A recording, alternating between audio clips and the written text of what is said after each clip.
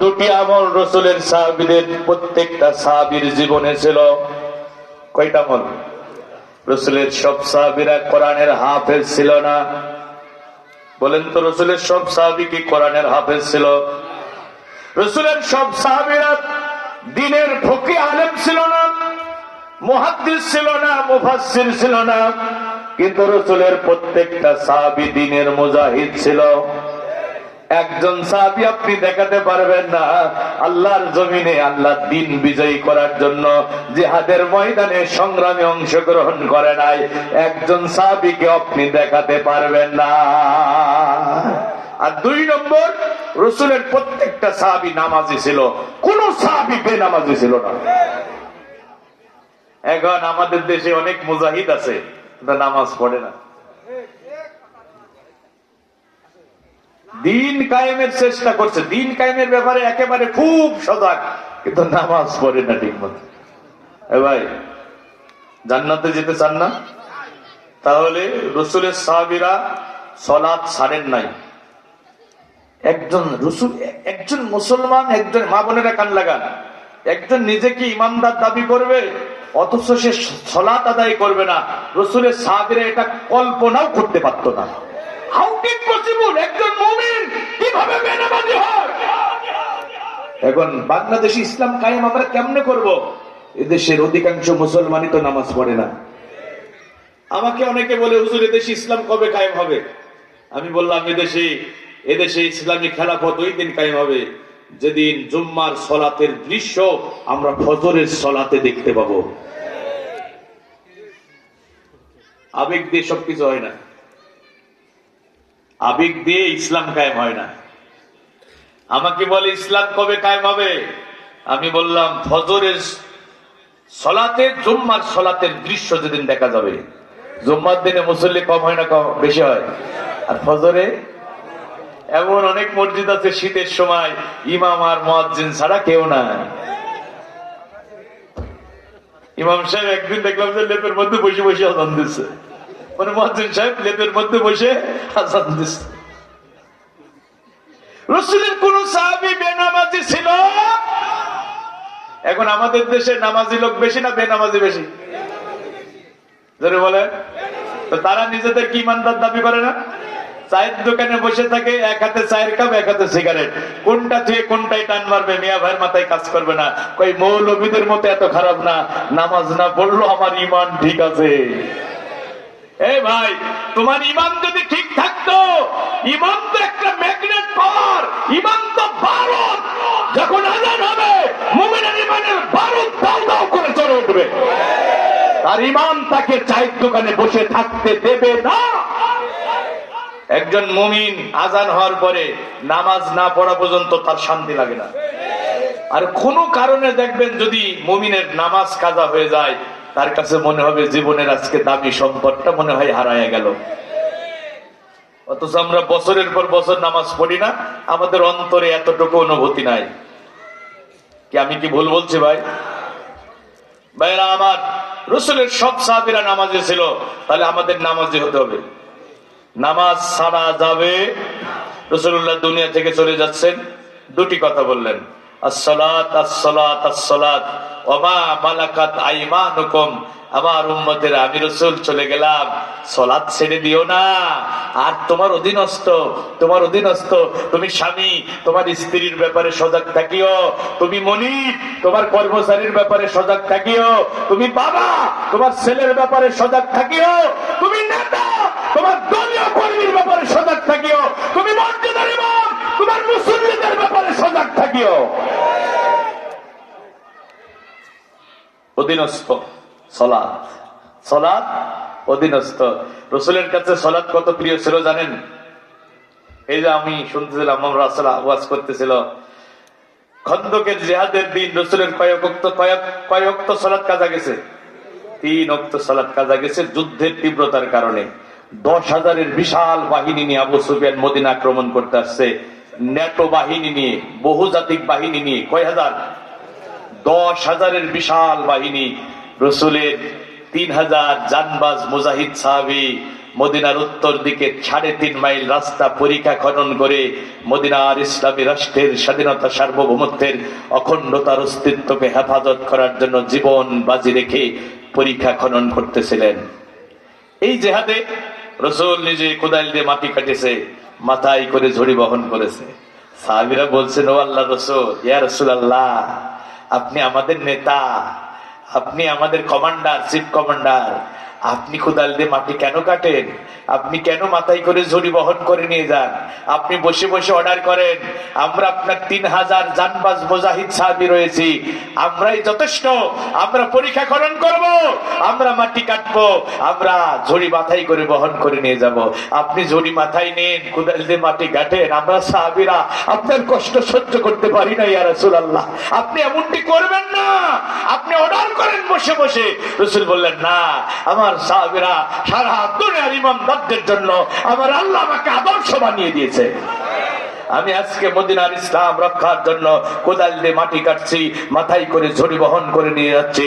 আমি রাসূল একদিন দুনিয়া থেকে বিদায় নিয়ে চলে যাব, কিয়ামত পর্যন্ত আমার উম্মতেরা আল্লাহর ইসলামকে জমিনে প্রতিষ্ঠিত করার জন্য, ইসলামকে হেফাজত করার জন্য আমি রাসূলের মতো জীবন বাজি রেখে কুফফারদের মোকাবেলা করবে।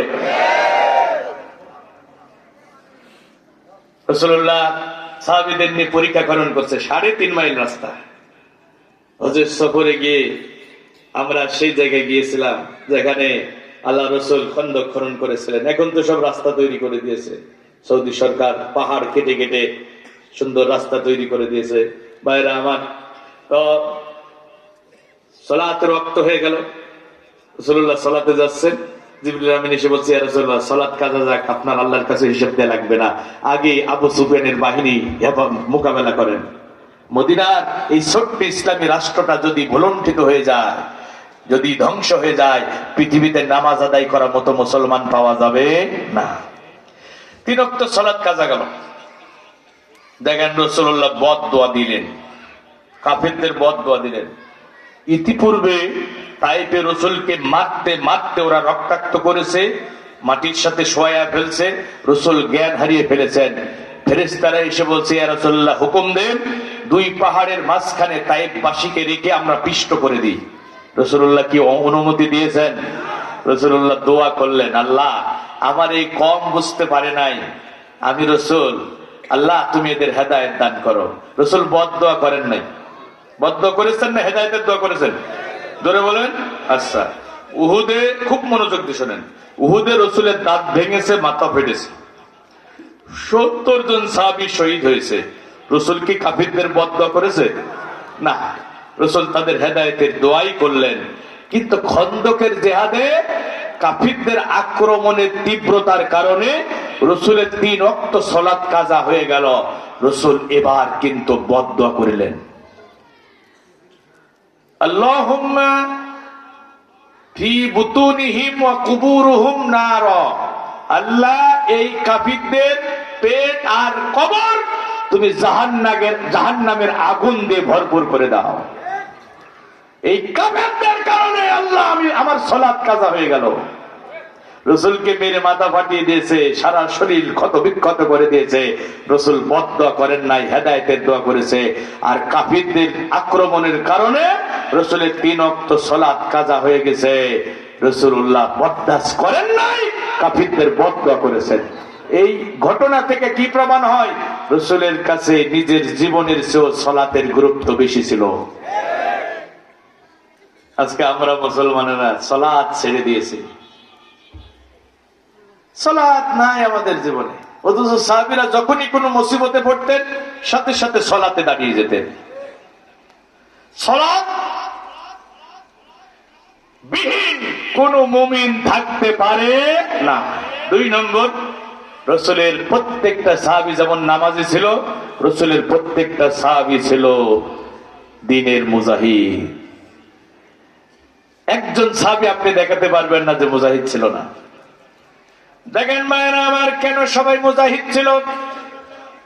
মুজাহিদ এই কারণে তারা ছিল, আল্লাহ পাক কোরআনুল কারীমে স্পষ্ট বলে দিয়েছেন, আম হাসিবতুম আন তাদখুলুল জান্নাতা ওয়ালাম্মা ওয়ালাম্মা ইয়ালামিল্লাহুল্লাযীনা জাহাদু মিনকুম ওয়া ইয়ালামাস সাবিরিন।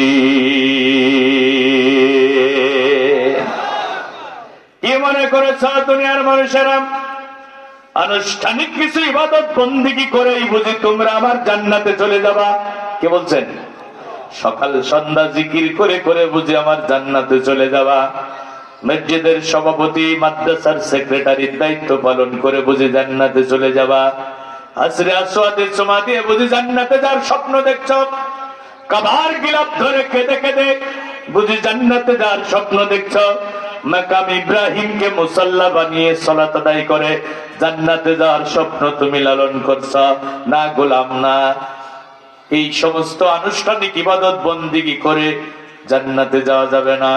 আমি আল্লাহ জান্নাতে ঢোকানোর আগে অবশ্যই দেখে নেব, অবশ্যই জেনে নেব, দেখে নেব তোমাদের মধ্যে কারা আমার জমিনে তাগুতের গোলামীর জিনজিরকে নস্যাৎ করে দিয়ে আমার রাজত্ব প্রতিষ্ঠার জন্য প্রাণান্তকর প্রচেষ্টা করেছে, জিহাদ ফি সাবিলিল্লাহর কাজ করেছে। এটা না দেখা পর্যন্ত আমি জান্নাত দেব না। ঘোষণা কার? কে তোমরা জিহাদ করেছো দ্বীন কায়েমের জন্য, এটা আমি দেখব, তারপরে জান্নাত দেব। সূরা আলে ইমরান 142 নম্বর আয়াত। এরপর আল্লাহ পাক রব্বুল আমিন বলছেন, শুনেন। এরপর আল্লাহ পাক রব্বুল আমিন বলেন, ও দুনিয়ার মানুষেরা শোনো, কি মনে করেছো? আম হাসিবতুম আন তুতরাকুম ওয়ালাম্মা ইয়ালামিল্লাহুল্লাযীনা জাহাদু মিনকুম ولم يتخذوا من دون الله ولا رسوله ولا المؤمنين وليجا। সূরা আলে ইমরান, সূরা বাকারা, সূরা তওবা। আল্লাহ বলছেন, কি মনে করেছো তোমাদেরকে আমি আল্লাহ এমনি ছেড়ে দেব? মাথায় টুপি, মুখে দাড়ি, গায়ে জুব্বা, মসজিদের সভাপতি, মাদ্রাসার সেক্রেটারি, এই পরিচয় পেয়ে নিয়ে কি বুঝি তোমরা আমার কাছ থেকে পার পেয়ে যাবা? না না না, এগুলো দেখে আমি ছেড়ে দেব না। আমি আল্লাহ দেখব, জান্নাতে ঢোকানোর আগে দেখব তোমাদের মধ্যে কারা আমার জমিনে আমার কোরআনের রাজ কায়েমের জন্য সংগ্রাম করেছে। আর এই সংগ্রাম করতে গিয়ে আল্লাহ, রাসূল আর মুমিন ছাড়া কাউকে বন্ধু বানায় না। ঘোষণা কার? আমার মায়েরা দেখেন, আল্লাহর নবীর অন্ধ একজন সাহাবী ছিল, নাম তার আব্দুল্লাহ ইবনে উম্মে মাকতুম। তিনি কোরআনের হাফেজ ছিলেন। আল্লাহু আকবার। রাসূলুল্লাহ যখন জিহাদের ময়দানে যেতেন, মদিনার মসজিদে নববীর ইমামের দায়িত্ব তাকে দিয়ে যেতেন। তিনি অন্ধ মানুষ বলে রাসূলুল্লাহ তাকে জিহাদের ময়দানে নেন নাই। হযরত ওমরের জামানায় কাদিসিয়ার ময়দানে জিহাদ হবে, সেখানে মুজাহিদ বাহিনী প্রেরণ করা হচ্ছে।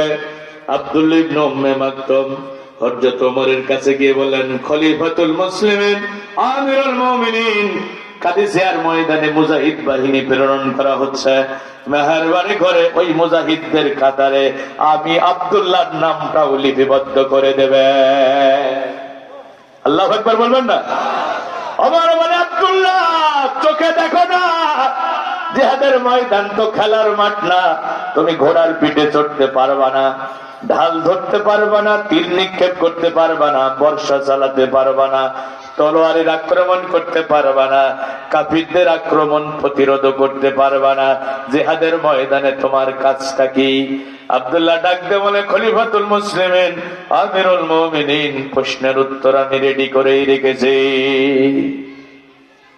আমার কত সাহাবী রাসূলুল্লাহর সাথে জিহাদের ময়দানে গিয়ে জীবন উৎসর্গ করে জান্নাতের পাখি হয়ে উড়ে বেড়াচ্ছে। শাহাদাতের নাজরানা পেশ করে তারা জান্নাতের পাখি হয়ে উড়ে বেড়াচ্ছে। আমি অন্ধ মানুষ বলে রাসূল আমাকে সাথে নাই। ও খলিফাতুল মুসলিমিন, আমিরুল মুমিনিন, আমি অন্ধ মানুষ, ঘোড়ার পিঠে চড়তে পারবো না, ঢাল ধরতে পারবো না, তীর নিক্ষেপ করতে পারবো না। আপনার কাছে অনুরোধ, আপনি ইসলামের ঝান্ডাটা আমার হাতে তুলে দেবেন। খলিফা, আমি তো অন্ধ মানুষ, পালাতে পারবো না। কথা দিলাম যতক্ষণ আমার জীবনের স্পন্দন থাকবে, ইসলামের ঝান্ডা আমি মাটিতে পড়তে দেব না। আব্দুল্লাহ ইবনে উম্মে মাকতুমের এই সবিনয় অনুরোধের কারণে, কাকুতি মিনতির কারণে হযরত ওমর তাকে অনুমোদন দিলেন। জিহাদের ময়দানে চিফ কমান্ডারকে বললেন, সেনাপতিকে বললেন, এই জিহাদে ইসলামের ঝান্ডা থাকবে রাসূলের জালিলুল কদর সাহাবী হযরত আব্দুল্লাহ ইবনে উম্মে মাকতুমের হাতে। জোরে বলুন আল্লাহু আকবার। কাদিসিয়ার ময়দানে কুফফারদের বিরুদ্ধে মুসলিম মুজাহিদদের চূড়ান্ত সংঘর্ষ শুরু হয়ে গেল। 3 দিন রক্তক্ষয়ী সংঘর্ষ চলল। 3 দিনের মাথায় আল্লাহ পাকের অশেষ রহমতে মুসলিম মুজাহিদরা বিজয় অর্জন করল। জিহাদের ময়দানের সেনাপতি আব্দুল্লাহ ইবনে সাদ সাথীদের নিয়ে রণাঙ্গন পরিদর্শন করছেন। আহত মুজাহিদদের খুঁজে খুঁজে বের করে চিকিৎসার ব্যবস্থা করছেন। যারা শহীদ হয়ে গেছে তাদের লাশগুলো দাফনের ব্যবস্থা করছেন। ওই জিহাদের ময়দানে ঘুরতে ঘুরতেই আব্দুল্লাহ ইবনে সাদ ওই যে আব্দুল্লাহ ইবনে উম্মে মাকতুমের লাশটা খুঁজে পেলেন। আহারে, ঘোড়ার খুরের আঘাতে, তলোয়ারের আঘাতে, বর্ষার আঘাতে রাসূলের জালিলুল কদর সাহাবী, তাওহীদের নিশান বর্দান, জিন্দা দিল মর্দে মুজাহিদ, কোরআনের হাফেজ আব্দুল্লাহ ইবনে উম্মে মাকতুম তার সমস্ত শরীরটা ক্ষত বিক্ষত হয়ে গেছে, কিন্তু তখনও পর্যন্ত হযরত আব্দুল্লাহ কালেমার ঝান্ডা বুকের সাথে জড়াইয়া ধরে রেখেছে। আল্লাহু আকবার। কি ইমানি চেতনা ছিল রাসূলের সাহাবীদের, যে দিন পরাজিত অবস্থায় থাকবে, মানব প্রসিদ্ধ বিধান জগদ্দল পাথরের মতো মুসলমানদের ঘাড়ের উপরে চাপিয়ে দিয়ে মুসলমানদের ইমানের শিকড় কেটে দিতে হবে। আর আমি কয়েকটা প্রাণহীন নামান আর রমজান মাসে অভুক্ত থেকে জান্নাতে যাওয়ার স্বপ্ন দেখবো, এটা দিবা স্বপ্ন ছাড়ার কিছু হতে পারে না।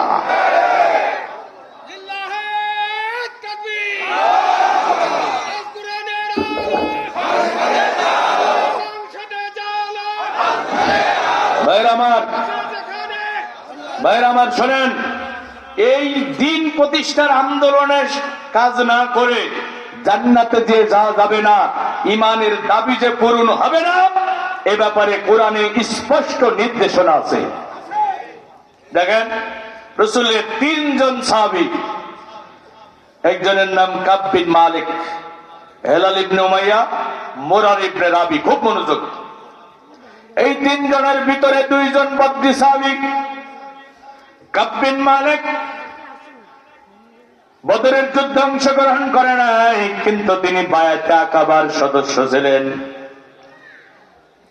আর হেলাল ইবনে উমাইয়া, মুরার ইবনে রাবি তারা বদরের যুদ্ধে অংশগ্রহণ করেছে। বদরি সাহাবীদের ব্যাপারে আমার রাসূল বলেছেন, ইমানু মা শিতুম ফাকাত গফারতু লাকুম। আমার বদরি সাহাবীরা, তোমাদের যা মন চায় তোমরা তাই করো, আল্লাহ পাক রব্বুল আমিন তোমাদের জীবনের সব গুনাহ মাফ করে দিয়েছে। আর জোরে বলুন। আল্লাহর নবী তাবুকের জিহাদের জন্য ডাক দিলেন। এটা ছিল রাসূলুল্লাহর জীবদ্দশায় কাফিরদের বিরুদ্ধে সর্বশেষ জিহাদ। 30,000-এর বিশাল বাহিনী নবীজি তৈরি করলেন। কয় হাজার? এত বড় বিশাল বাহিনী রাসূলুল্লাহ ইতিপূর্বে কোথাও প্রেরণ করেন নাই। আল্লাহ রাসূল সব জিহাদে বের হওয়ার আগে কার বিরুদ্ধে জিহাদ করবেন, কোথায় যাবেন, এটা ব্যক্ত করতেন না, কিন্তু আজকে তিনি সরাসরি বলে দিলেন, জিহাদ হবে রোমানদের বিরুদ্ধে, যেতে হবে তাবুকের ময়দান। মদিনা থেকে 1200 কিলোমিটার দূর। কত বিস্ময়কর ব্যাপার। এখন তো সৌদি সরকার পাহাড় কেটে কেটে রাস্তা তৈরি করে দিয়েছে। ওই সময় কি এত সুন্দর রাস্তা ছিল?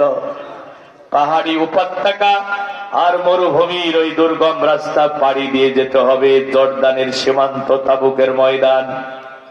মদিনা থেকে 1200 কিলোমিটার দূর। জিহাদ হবে তদানীন্তন সময়কার সুপার পাওয়ার রোমানদের বিরুদ্ধে। নবীজি বললেন, আমি নিজে চিফ কমান্ডার হিসাবে যাব, আমার সাহাবীরা আমার অনুমতি ছাড়া একজনও তোমরা পিছনে থাকতে পারবে না, সবাইকে যেতে হবে।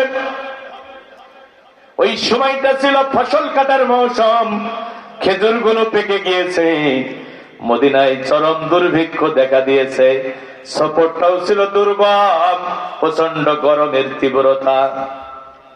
এখন নবীজি বললেন, আমি নিজে যাব, তোমরা কেউ পিছনে থাকতে পারবা না।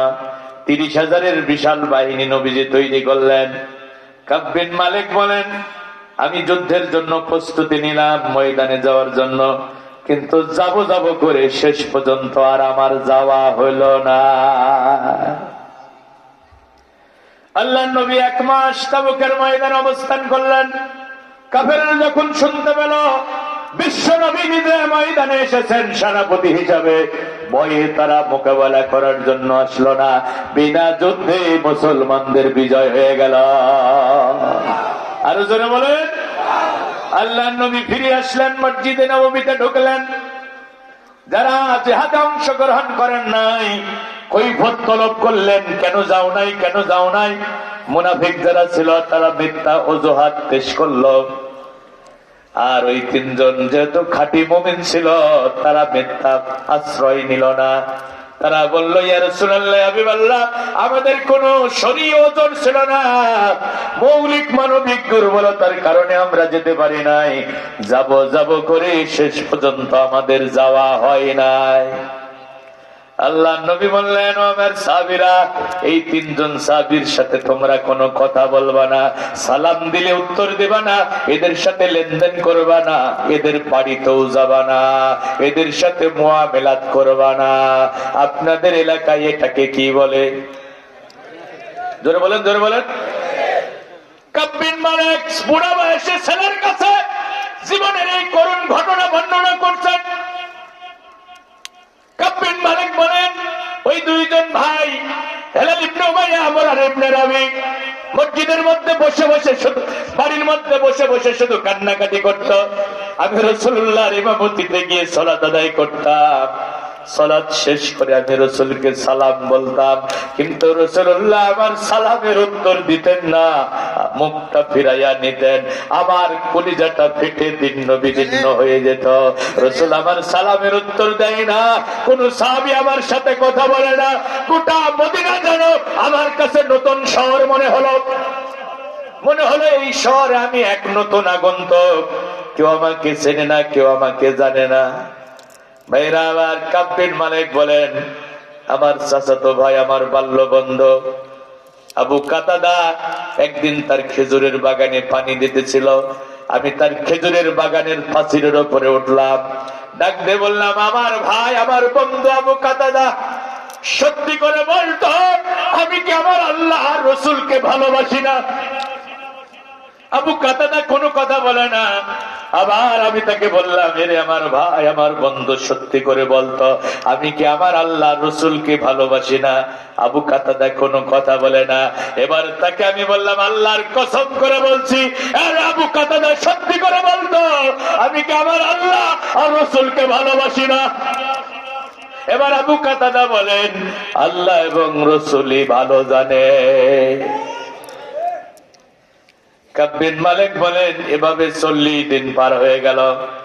বিশ্ব নবী ডাকলেন, কাব বিন মালিক, হেলাল ইবনে উমাইয়া, মুরার ইবনে রাবি, এদিকে আসো, জিবরিল আমিন নতুন মেসেজ এনেছেন। শোনো, জিবরিল আমিন ওহী এনেছেন, আজ থেকে তোমরা তোমাদের স্ত্রীদের সাথে এক বিছানায় থাকতে পারবা না। কয়টা যুদ্ধে যায় নাই? জোরে বলেন। ইমান আছে না মুলতবি? না মুলতবি, ইমান মুলতবি। কারণ কোন ইমানদারের সাথে কোন মুসলমান 3 দিনের বেশি কথা না বলে থাকতে পারবে না। কেবলমাত্র একজন মুমিনের সাথে আপনি ইমানের কারণে সম্পর্ক ছিন্ন করতে পারবেন। ইনস্তাহাব্বুল কুফরা আলাল ঈমান, যখন সে ঈমান অপেক্ষা কুফরিকে প্রাধান্য দেবে, সে যদি বাবা হয়, সে যদি ভাই হয়, তাকে বন্ধু হিসেবে গ্রহণ করা যাবে না। এই নীতিমালা কার? এই যে এই তিনজন সাহাবীর সাথে স্ত্রীর বিছানা আলাদা করে দিলেন রাসূল। সাহাবীদের কথা বলতে নিষেধ করলেন। ঈমান আছে না মুলতবি? মুলতবি হয়ে গেছে। কয়টা কারণ, কিসের কারণে? একটা জিহাদে রাসূলের অনুমতি ছাড়া অনুপস্থিত, অথচ তারা বদরের যুদ্ধ অংশগ্রহণ করেছে। আল্লাহু আকবার। ভাইয়েরা আমার ভালো করে শোনেন, হেলাল ইবনে উমাইয়ার স্ত্রী বলে, ইয়া রাসূলুল্লাহ, হাবিবাল্লাহ, আমার স্বামী তো বয়সের ভারে ক্লান্ত হয়ে পড়েছে, এক বিছানায় থাকবো না। বুঝলাম ইয়া রাসূলুল্লাহ, আমি কি আমার স্বামীর ওযুর পানিটা আগাইয়া দিতে পারবো না? রাসূলুল্লাহ বললেন, যাও হেলালের স্ত্রী, ওযুর পানি আগাইয়া দিবা, কিন্তু এক বিছানায় থাকা যাবে না। কাব বিন মালিক বলে, ইয়া রাসূলুল্লাহ, তাহলে কি স্ত্রীকে তালাক দিয়ে দেব? নবীজি বললেন, না না, তালাক দিও না, এক বিছানায় থাকবা না। মেয়েরা আমার, এভাবে 50 দিন পার হয়ে গেল। জোরে বলেন কয়দিন? কাব বিন মালিক বলেন, ফজরের সালাত আদায় করে দুঃখ ভরা ক্লান্ত হৃদয় নিয়ে আমি আমার ঘরের ছাদের উপরে বসেছিলাম। এমন সময় কে যেন ডাক দিয়ে বলে, কাব বিন মালিক, কাব বিন মালিক, হেলাল ইবনে উমাইয়া মরর ইবনে নবী, সুসংবাদ গ্রহণ করো। আল্লাহু আকবার। আমি বুঝতে পারলাম সুসংবাদ গ্রহণ করার মানে হলো হয়তো ক্ষমার ঘোষণা এসেছে। তিনি যখন ক্ষমার সংবাদ আনলেন, আমি সাথে সাথে সেজদায় পড়ে গেলাম। 2 রাকাত সালাত আমি আদায় করলাম। আর যিনি সংবাদ এনেছেন, আমার গায়ের জুব্বাটা খুলে তারে হাদিয়া দিয়া দিলাম। দৌড়াতে দৌড়াতে মসজিদে নববীতে বিশ্ব নবীর কাছে চলে গেলাম। নবীজিকে আমি সালাম দিলাম। আজকে নবীজি শুধু আমার সালামের উত্তরই দিলেন না, নবীজি আজকে সালামের উত্তর দেওয়ার সাথে সাথে একটা মিষ্টি হাসিও দিলেন। আমি বললাম, ইয়া রাসূলুল্লাহ, হাবিবাল্লাহ, ক্ষমা কি আপনি করেছেন নাকি আমার রবের পক্ষ থেকে ক্ষমার ঘোষণা এসেছে? সাথে সাথে আমার রাসূল সূরা তাওবার 118 নম্বর আয়াত তেলাওয়াত করে আমাকে শোনাইয়া দিলেন, ওয়ালা সালাসাতিল্লাযিনা খুল্লিফু, ওই তিনজন সাহাবীকে আল্লাহ পাক রব্বুল আমিন ক্ষমা করে দিয়েছেন একটা জিহাদে অংশগ্রহণ না করার কারণে। 50 দিন পর্যন্ত তাদের ঈমান মুলতবি হয়ে গিয়েছিল। তাহলে জিহাদ এটা ঈমানের অপরিহার্য দাবি। নবীজি বলেন, মাম্মাতা ওয়া লাম ইয়াগজু ওয়া লাম ইউহাদ্দিস বিহি নাফসুহু মাতা আলা শুবাতিন মিনান নিফাক। যে ব্যক্তি মরে গেল অথচ না জিহাদ করলো, জিহাদের চেতনাও তার অন্তরে জাগ্রত হলো না, এই অবস্থায় যদি মারা যায় তার মরণ হবে মুনাফিকের মরণ। হরিধানের মুসলমানেরা, আপনারা কি মুনাফিক হয়ে মরতে চান? আপনারা কি মুনাফিক হয়ে কবরে যেতে চান? আল্লাহর জমিনে আল্লাহর কোরআনের শাসন যতদিন চালানো হবে, জানমালের কুরবানি করে বাতিলের বিরুদ্ধে আমাদের আপসহীন সংগ্রাম চলতেই থাকবে। জেনে দিয়ে ফাঁসির মঞ্চে ঝুলে অথবা মেশিনগানের বুলেট চালিয়ে শহীদ করে আমাদের এই কাফেলাকে থামানো যাবে না। রাজি আছেন?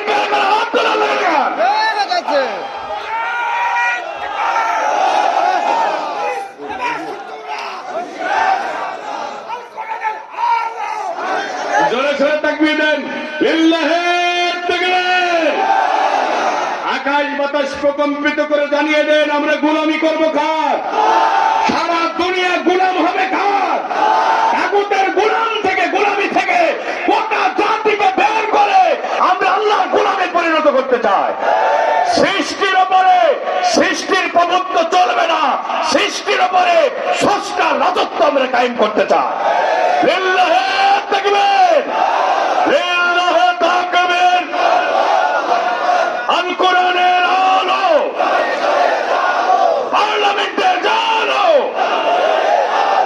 আমার নেতা তোমার নেতা, সর্বকালের শ্রেষ্ঠ নেতা, দিন ইসলাম, দিন ইসলাম কায়েম হোক, কায়েম হোক। সকল বিধান বাতিল করো। কার বিধান? কার বিধান? সকল বিধান বাতিল করো।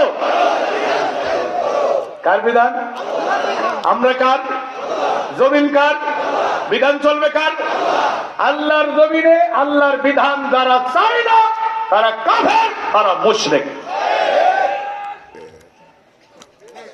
আমার এই চ্যালেঞ্জ যদি কেউ গ্রহণ করতে পারে আমি জীবন আর ওয়াজ করবো না।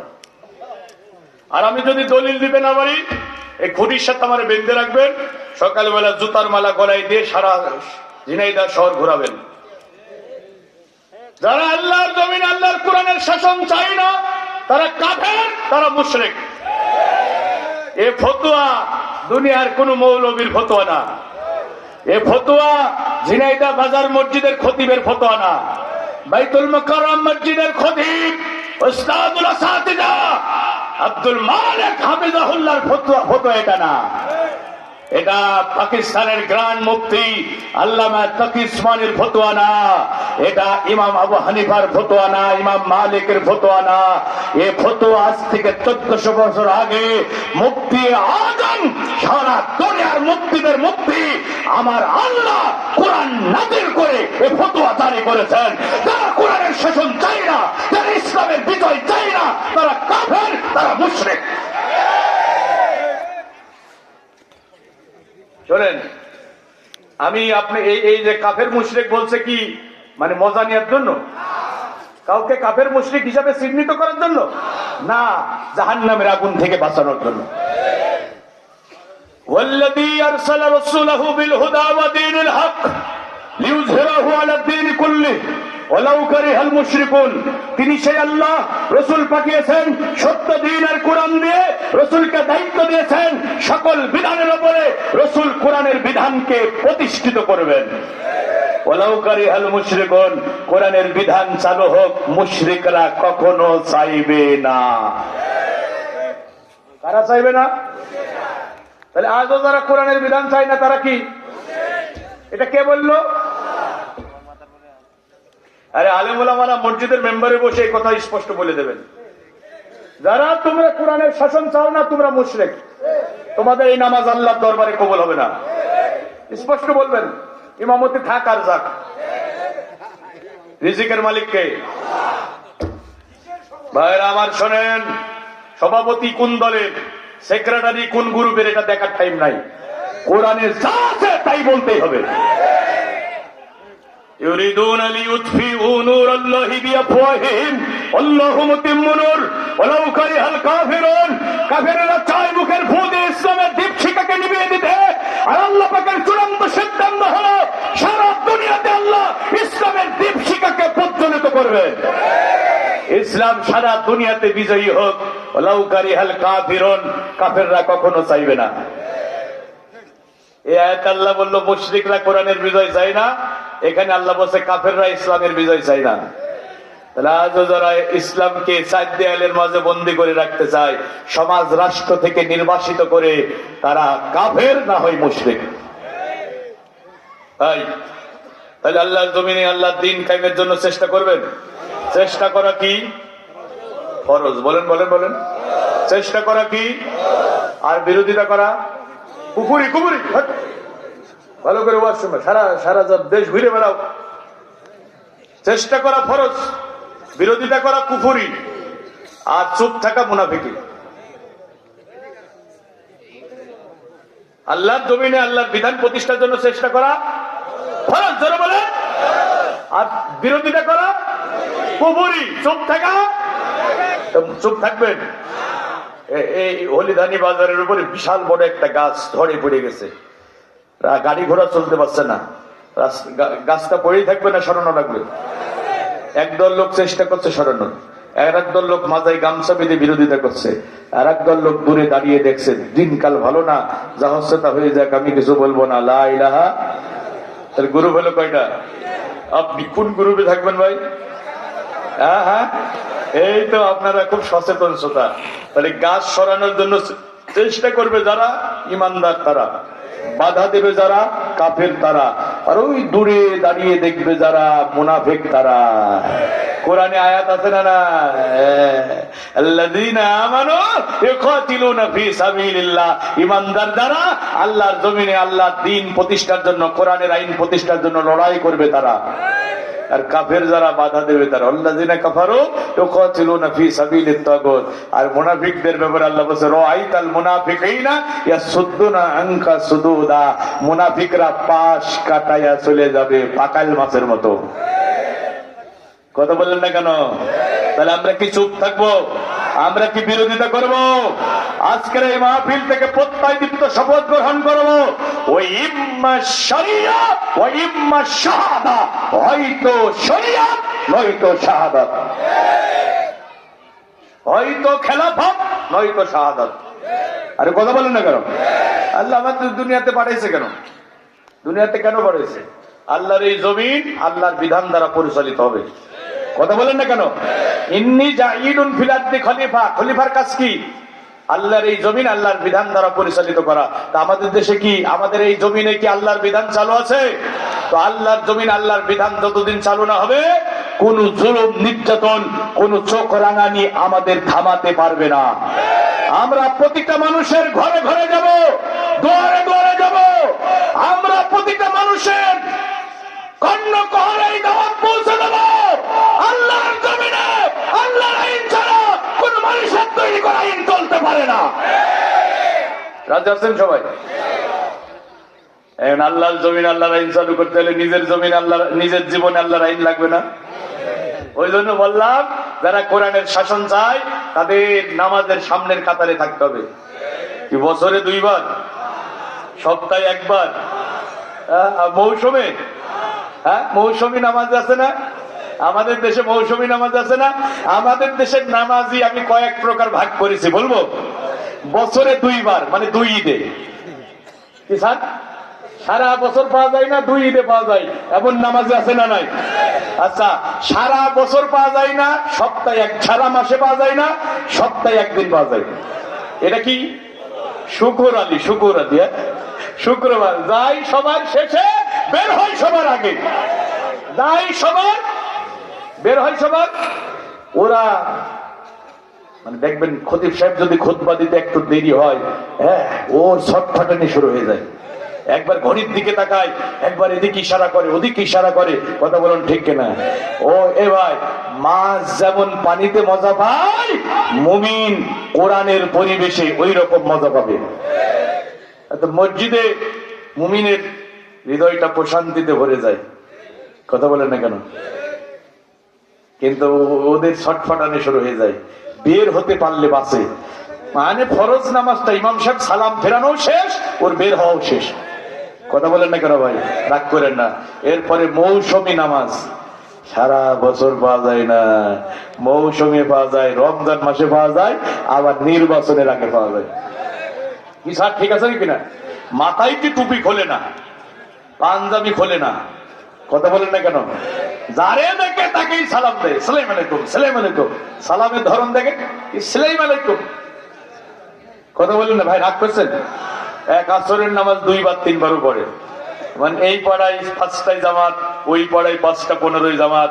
এখন এখানে নামাজ শেষ করে ওখানে যে দেখে জামাত চলছে, চিন্তা করলো আমি যদি নামাজে না দাঁড়াই, এই মুসল্লিরা তো আমারে ভোট দেবে না। ওযু থাক আর না থাক, আবার দাঁড়িয়ে যাবে। কথা বলেন ঠিক কিনা? এগুলো হচ্ছে মৌসুমী নামাজ। আমরা কি মৌসুমী নামাজে হব? আমরা কি বাৎসরিক নামাজে হব? আমরা কি সাপ্তাহিক নামাজে হব?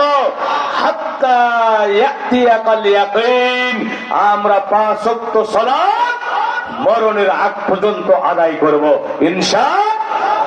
আর আল্লাহর জমিন আল্লাহর দ্বীন প্রতিষ্ঠার জন্য প্রাণান্তকার চেষ্টা করব। কি রাজি আছেন ভাই? আমাকে যদি আপনি বলেন যে হুজুর, রাসূলের সাহাবীদের ব্যাপারে আমাকে একটু বলেন তো, সাহাবীরা কেমন ছিল?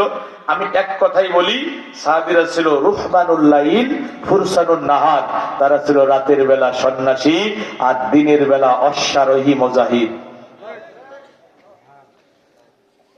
রাতের সন্ন্যাসী, রাতের বেলা তারা যাই নামাজে বিনিদ্র রজনী কাটিয়াত, রবের কদমি সেজদায় পড়ে চোখের পানিতে বুক ভাসাত, আর দিনের বেলা কালেমার ঝান্ডা হাতে জমিনে ছড়িয়ে পড়ত। এখন আমরা কি? ব্যবসা, মাঠে ঘাটে চাষাবাদ, সংসার, এই নিয়ে ব্যস্ত। দিন গুল্লাই যাক এটা দেখার সময় আমাদের না। রব্বানা আতিনা ফিদ দুনিয়া হাসানা ওয়া ফিল আখিরাতি হাসানা। আমরা দুনিয়ার কল্যাণ চাই, আখিরাতের কল্যাণ চাই। কথা বলেন না কেন? ব্যবসা করব, মাঠে ঘাটে চাষাবাদ করব, পরিবার দেখব, পাশাপাশি আল্লাহ দ্বীন বিজয়ী করার জন্য চেষ্টা করব ইনশাআল্লাহ। দিনকে বাদ দিয়ে, সংসার কি দিনকে বাদ দিয়ে? আরে বলেন ব্যবসা কি দিনকে বাদ দিয়ে? মাঠে চাষাবাদ